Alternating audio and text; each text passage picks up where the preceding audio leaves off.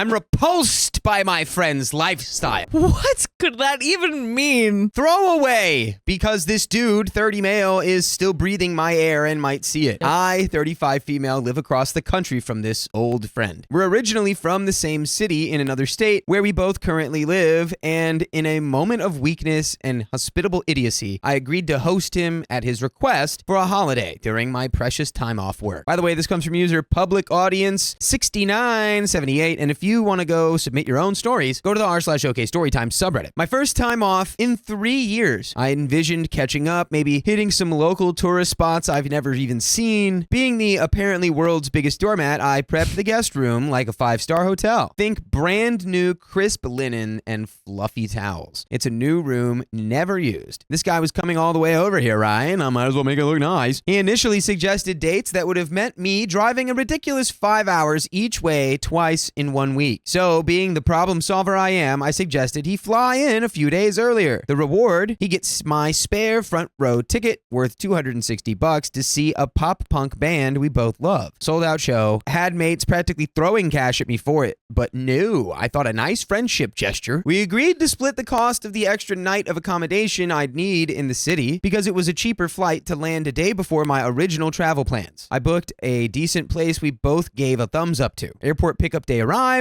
Despite a recent photo he'd sent weeks before, I genuinely did a double take. He wasn't just a bit scruffy, he was full-blown homeless chic, complete with the unmistakable aroma of 1,000 stale cigarettes clinging to him like a second skin. I was floored. The last time I'd seen him, he was all clean cut and professional. And the recent photo, well, that turns out to be ancient, a whole year old ancient. Being the idiotically polite person I am, I shouted him dinner that night. Takeout from this amazing but pricey Italian place I always treat myself to in the city. Did he let me enjoy my $40 carbonara? Nope. He wolfed down his food like he hadn't eaten in days and then immediately suggested we go get drinks. So I reluctantly boxed up my food after a mouthful and drove him to a bottle shop in the CBD, despite him having ample time beforehand to get stuff. Back at the hotel, the catching up was punctuated every 10 minutes by him needing to have a smoke. It wasn't a casual thing, it was a ritual. TV show, pause for a smoke. Gossip session, smoke break. Movie,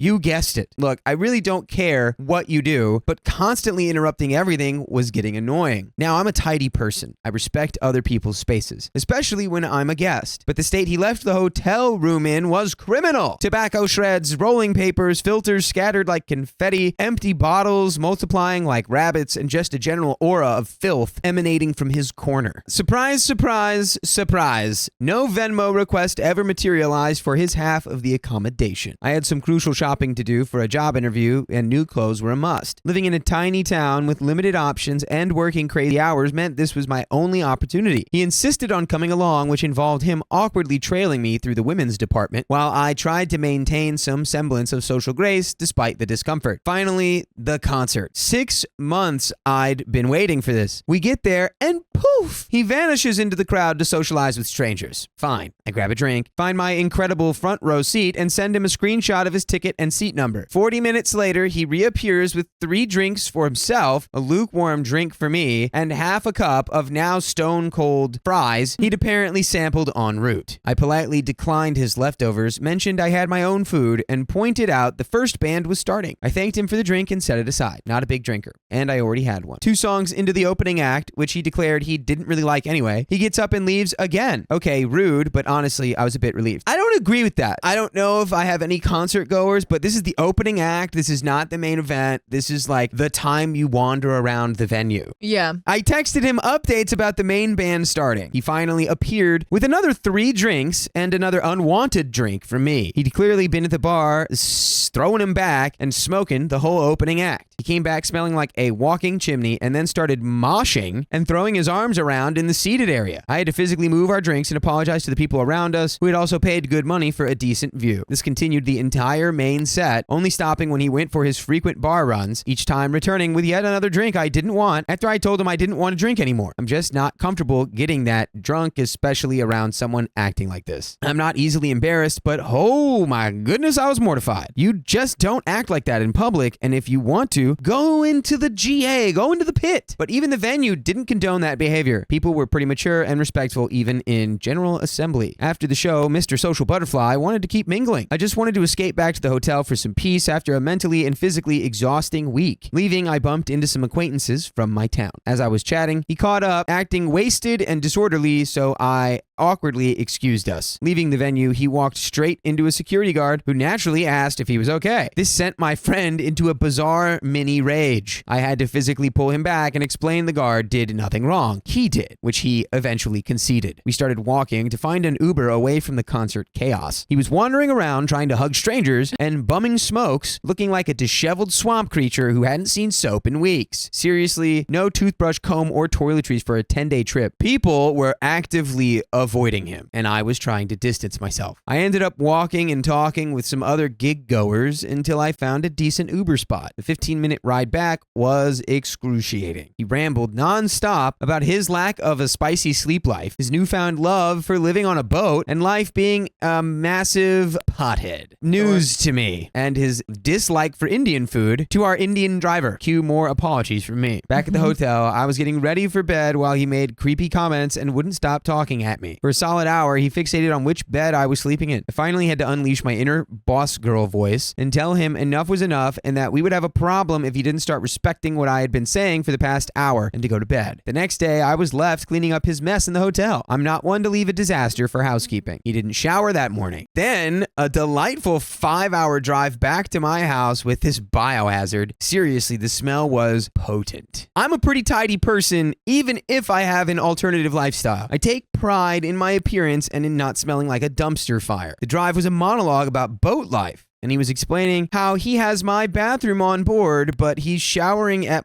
the boat club, how amazing it is not having to pay for anything, his medical devil's lettuce prescription he wanted filled despite me explaining our pharmacies don't work like that and I don't partake, and how it's mostly recreational, but the prescription keeps him out of trouble in public. He also kept finishing my sentences incorrectly anytime I'd try and speak. I just wanted to listen to music, and he was actively repelling me. We stopped at a famous cave about an hour from home. It's actually pretty cool if you've never seen one. He'd never seen anything like it, but acted completely disinterested. Didn't walk with me, didn't speak, just stood apart from the tour group. No photos, didn't listen to the guide. Bizarre. Trying to salvage something, I bought him a small, expensive fossil keychain for his boat keys. He mumbled a thanks and pocketed it. Finally home, I gave him a tour of my small house. He immediately plonked himself on the couch, turned on my Xbox, and started downloading a game on my main TV. Rude. So I started unpacking. Then, mid-game, he silently got up and went to shower without saying a word to me, now monopolizing my bathroom and main TV. When he was finally done, I mentioned I needed to get food and pet supplies. He tagged along for toiletries, but only wanting drinks. He bought a 30 rack. Whilst my house rule is that I don't drink at home, I'm fine with someone else having a few drinks with dinner or something. I went to bed early for a 13-hour workday. I woke up to a disaster zone. Cans, smoking devices,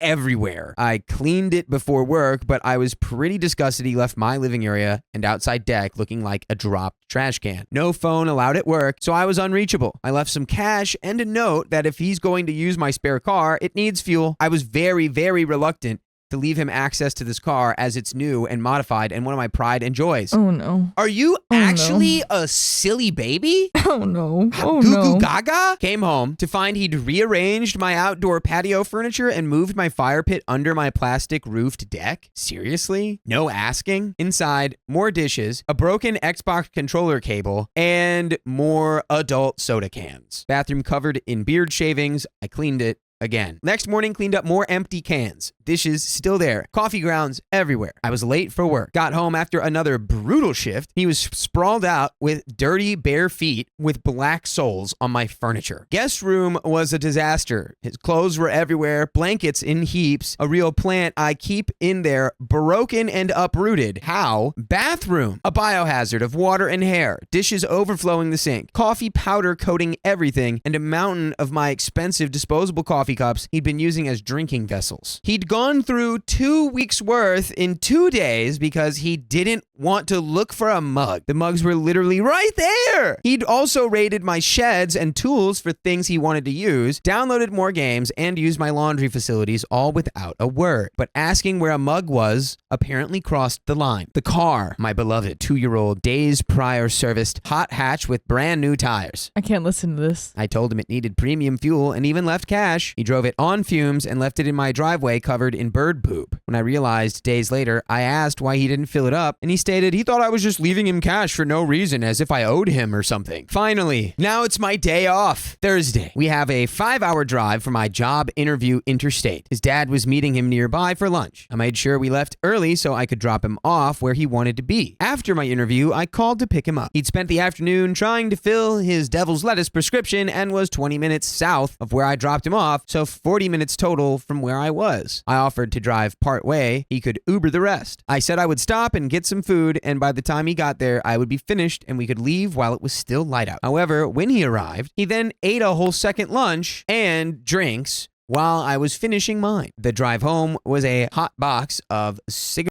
and devil lettuce fumes. I tried subtle perfume, but it was overwhelming. 4.5 hours of terrifying dark back roads with kangaroos with no regard for human life. He spent the drive rolling more stuff. He didn't help with anything, not even cleaning his own rubbish out of the car each time we stopped, and even grabbing my water I just bought after the last stop, claiming a dry throat from his smoking. It's important to note that I'm a well-known professional here. I don't do that stuff at home, and I'm not comfortable being seen with someone like this. He's this tall, gaunt dude with dirty, matted hair and clothes that don't fit. I'm usually in pretty casual, but tidy. Think clean Vans and a hoodie if I'm not in a business attire for work. On the drive home, he argued about wildlife accident stats and tried to mansplain autism to me, scoffing when I corrected him about the facts and consistently telling me I was wrong about things. I actually have autism. He does not. His manner of conversation was unpleasant to be around. I got home late to find his now 3-day-old dishes, including my $350 chef's knife, soaking in the sink still. I did them visibly fuming. He asked what was wrong and if he could help. I told him that it would be respectful if he did his own housekeeping. I went straight to bed. He stayed up watching TV. Friday, exhausted. Had a Zoom interview at 7:30 in the morning, my time, with the same company I just drove in out of state for. It got up at 6 to shower and dress. After I went grocery shopping, still no contribution from him. He did some gardening, my edges, fine, not expected but appreciated, and then back to my Xbox, feet on the couch, drink in hand. I spent 4 hours cooking when I got home because I didn't have anything else to do in my own house because he was engrossed in my video game console. His thanks felt fake, complete with a backhanded compliment about a vegan, me, cooking chicken well. I used to be a chef. It's not rocket science. His whole personality felt forced and fake. He spent the night outside by my still under the deck fire pit, smoking the rest of the night. He made several suggestions that I come outside and drink and sit with him, but I politely declined because sitting around a wasted smoker all night generally does not sound like a good time or a social time for me. And frankly, I find it disrespectful in my home when you are a guest. I still tried to be a decent human the following day and took him to the coast. You are misunderstanding what a decent human is, I think. Rest assured, OP, you are a sweetheart. However, we gotta have times in our life where we aren't so sweet. Well, I think the diagnosis. Maybe, well, true. Yeah, I think that really help. informs it all. That's where it's that like, does. Especially coming from like, I still tried to be a decent human being, so Yeah. I took him. So OP clearly has a lot of ideals and ideas about like How they should what's a be. good person, how to be good, Yeah. what you have to do to be good. So it's like maybe just Yeah. even telling him like, hey, you can't do this. You're doing this wrong. Get out of my house. Right. And now I'm a bad It's hard. person. Right. So That's an important reminder for me because I'm losing my patience. he was silent and disinterested. Same with visiting historical sites.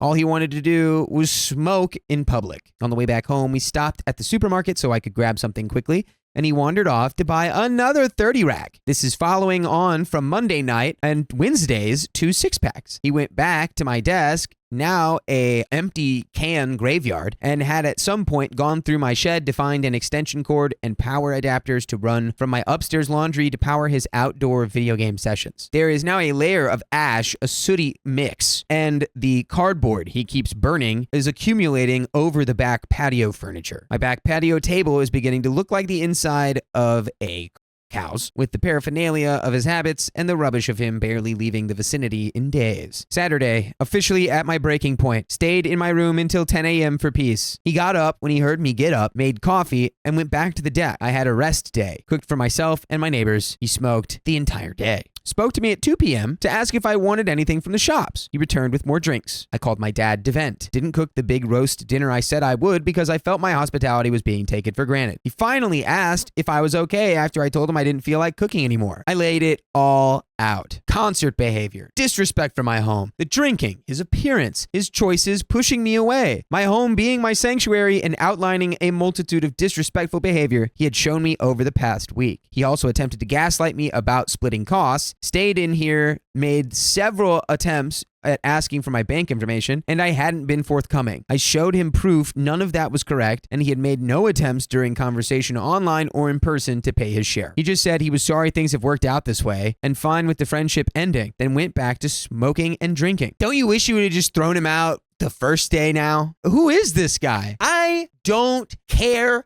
at all about this guy. This guy can go live his little degen life by himself, without me, without you, without anyone else who doesn't want to participate, and you can be okay with that because this is a guy who fully doesn't care. Oh, and by the way, THC can be toxic to dogs. My 2 Frenchies have been locked inside most nights because he's out there smoking until midnight. I'm not sleeping because I have to wait until he goes to bed so I can take them outside for toilet and then again before he gets up in the morning. There are a million, billion, trillion other little things, but you can get the gist of how he's been a terrible house guest. I just want to make it clear that I have no problem with people smoking like chimneys or getting baked and wasted, but do it in your time and your place. It's considerate to do. So like, I don't know, your own house or your friend's house who also partakes in that kind of behavior and not in someone's house that you know for a fact set a higher standard of their personal life and their home life. I am a working professional. And I have worked very hard to give myself a comfortable life, working for everything I have with no handouts. So I take a lot of pride in my home and my reputation. And by the way, we take a lot of pride in the full episodes with stories just like this that you can listen to on Spotify or iHeart or wherever you listen to podcasts. Just search OK Storytime and you'll have over 2,500 episodes to listen to. Besides the expense of setting up a guest room, I've also spent $450 on fuel for our travels, $260 on a ticket, $300 on food and takeaway, and $320 on accommodation. And all I've asked for is $160, which was agreed upon when we planned and when I booked, and last week before he flew out. So am I the a-hole for telling him his airport drop-off on Tuesday will be his farewell tour? I feel guilty, but I'm beyond done. I'm going to say something. Yeah, go, please. I guarantee you, he doesn't care. Oh, for sure. He's not going to pay that back. This friend has already told you, I mean, yeah, I'm okay with it being the end of the friendship. Yeah. So. And guess what? When you do that, you're like, oh, wait, can I get my 160? He's like, we're not friends anymore. Bye. That's when you bring business. Be like, okay, great. Now we're not friends. Now I don't have to be nice to you. Give me the freaking money and I demand even more because as a friend, I'm not going to cover your crap. Yeah, I would just send him a Venmo request literally every day. Yeah. I would set up a bot that automatically sends him that Venmo request over and over and over. I lied to my friend because she's the worst guest ever. Hey, why don't you serve her helping the truth, huh? I'm 15 female and I've recently just gone on summer break. My friend, 16 female, who I consider one of my closest friends, though I'm reconsidering now, loves sleeping over at my house. By the way, this comes from Eli, the best guy, and if you want to submit your own stories, go to the r/OKStorytime subreddit. For one, her parents are super strict when it comes to junk food, so she has to eat vegan and organic when she's at her own house. And for another, she enjoys coming over to my house to use my TV and other electronic devices on top of the pool and tennis court in our neighborhood. I've never had many friends growing up, so at first I was ecstatic to have both of my friends over. The first time they came over was fine and everything, but I noticed some red flags that I chose to ignore. On top of that, it was both of their first times at my house, so they were a lot more respectful. Now, one of my friends was fine, but my other friend, Tara, fake name, kept insisting that we have more sleepovers. So far, we've had a total of 4-ish sleepovers. And for 3 of them, it's only been me and my friend Tara, as my other friend's parents were a lot more strict. The more and more my friend comes over, the less and less I want her to come over again. It's not that it was inherently boring or that she was the worst possible guest ever, but she becomes less and less respectful at my house. The worst of it is eating my food. From the moment she comes over, she's basically eaten half my entire pantry. The first time she came over, she would steal food from my kitchen without my permission. She also thinks that just because I grab a drink from my kitchen, that she deserves some food and drinks too. I remember getting a cup of juice from my kitchen and she confronts me saying, "I saw you grab that cup of juice. Where's mine?" I remember thinking how disrespectful and rude that was, especially because it's not her food or snacks. It's gotten to the point that I don't eat or drink anything from my kitchen regularly when she's over. She has the same concept that whenever it's your birthday, she deserves some presents too. The second time she came over, I even hid some of the foods that I had bought from the store under my bed, which she thankfully didn't find. At first, I chalked it up to me being selfish and not wanting to share food, but the problem is that I only get a certain amount of snacks weekly. I have to ration them so that I can have snacks through the entire week. Otherwise, I have to go hours without food, and my mom isn't well off enough to feed 2 other children, so she doesn't like them spending the night either. The worst part is that she shames me constantly for having junk food. Meanwhile, she eats half of my kitchen. She once told me that whenever she came back from my house, her father said that she stunk and opened the windows. I felt incredibly insecure and got really upset at her that she would openly admit that she and her dad laughed at my family and our food, but we had the courtesy to feed their child for 2 entire days for free. I found myself not wanting to invite her back, but alas, she insisted. The worst part is that I guess she failed to mention to her dad how it was her constantly berating me for the food in my kitchen. I've told her over and over again to bring her own snacks, games, and other stuff, especially since her father seems to dislike our unhealthy lifestyle, so that she wouldn't be using everything of mine. But another one of her red flags is that she's apparently a big liar, because regardless of how many times she said that she would, she never did. She even laughed in my face once when I asked her where the rest of her stuff was, assuming that she was going to bring her stuff like she promised, but she had only brought 1 bag and she told me that she didn't feel like it and then proceeded to sit on my couch with her shoes on. It's not that I don't offer games and food from time to time, an appropriate amount, but it's actually insane the amount of food that she eats and stuff that she uses, going as far as to eating and drinking my own sister's snacks without her permission. She also doesn't stop at food. She's stolen my hygienic products,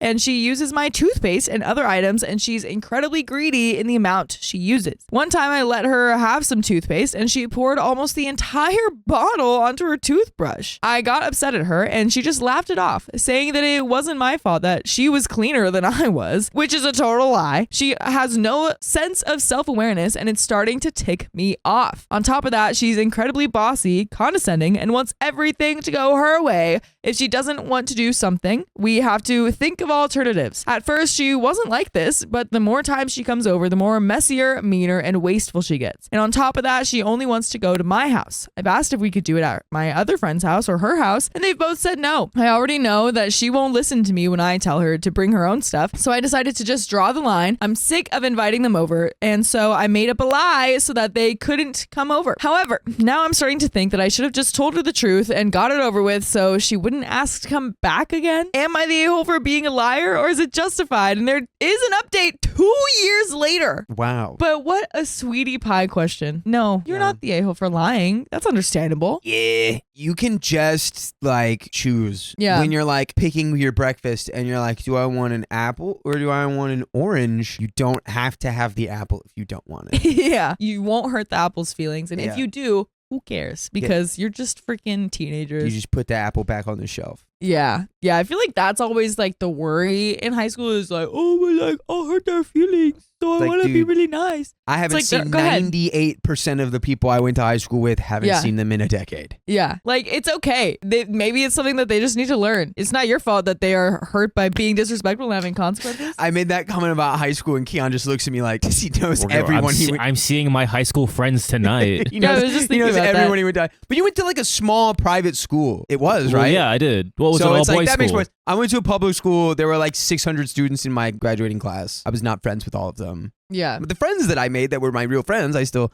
Anyway, this is getting off the rails. Yeah. But Keon But- does know all of his high school friends. That's impressive. Impressive. Update 2 years later. I'm 17 now. Feels incredibly weird how fast time can fly. I'm almost done with my senior year and a lot has changed since then. During the beginning of my junior year, I had started ghosting my friend after she did some pretty harsh stuff. Near the end of my sophomore year, she started ignoring me for 2 entire weeks. I had no clue why. I felt confused and honestly lonely. After 2 weeks, she started talking to me again and apologized for being rude. I accepted her apology and to be honest, I don't know why. When I asked, she said that it was because of her mental health and needing time alone from everyone. After that, our friendship started to dwindle. A year later, near the end of my junior year, a friend of hers who had become a semi-friend of mine told me the truth after I had vented about some stuff that my friend did to me, including ignoring me. Apparently, it wasn't because of mental health, but because she wanted less, quote, immature friend. And the most mature way to do that is to just stop talking to them and blame it on your mental health. I am quite a goofy and playful person, so I think that's where she got the idea that I was immature. It's important to note that during my junior year, I was introduced to several new people via an art program I had signed up for over summer. Some of these people are now long-term friends. Fast forward to my senior year, at the beginning of the year, I shared classes with her, so I sat near her. But she had basically replaced me with another dude who became her new best friend. Anytime we would sit or hang out, she would belittle me or ignore me in favor of this other guy, and anytime me and her talked one-on-one, she would just ask me advice about their friendship. After about 2 weeks, I had enough. I gave my friend a peace of mind. I called her selfish, hypocritical, and a conceited person, and I ditched her completely. I blocked her on all my socials and even stopped talking to any of her close friends, even though I found out later that the guy she replaced me with wanted to become friends with me. When he confronted me, not rude like, more curious, I told him some of the things that she would do and will do.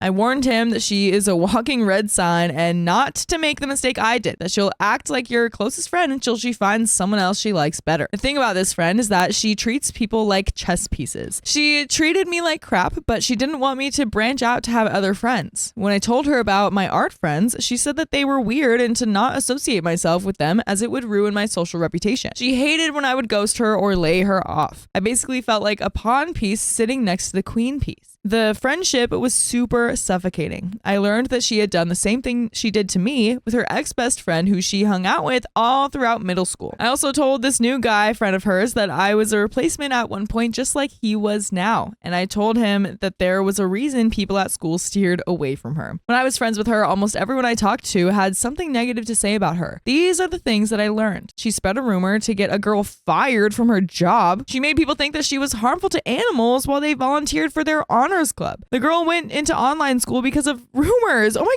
gosh. And I heard that she almost flunked out. Wow, this girl bullied this girl out of public school, out of in-person school. You're dealing with a professional. My goodness, man. You need to be careful. And on top of that, she accidentally told everyone about a dude who confided in her about his spicy related preferences, and he switched schools. Nobody ever talks about this, and honestly, I feel that some people forgot about him completely. Needless to say, she's a horrible person. I dropped. She also spread rumors about me, but neither I nor my friends really care. I was already a bit of a loner and a weird kid, so it never changed anything. She was the type of person who made you feel even lonelier in her presence, and I based my college essay on her, or at least my social anxiety and how I got over it thanks to toxic friends. And my essay got me into a school I like. And Nice. you could get into more episodes with stories just like this that you will like at iHeartRadio, Spotify, Apple Podcasts, whatever your favorite podcast app is. Just search OK Storytime. My life is going great now. I'm about to graduate and turn 18. I just finished writing my first ever book, and my art has improved so much that I might be working on a comic later this year. Wow. I got a brand new computer for college as a birthday gift. My friends that I have now are much better, and I just feel happier. My life feels like it's finally figured itself out. Getting away from her was the best thing that ever happened to me. P.S. Dude didn't listen to my advice. He got dumped for a girl in our English class about a month ago.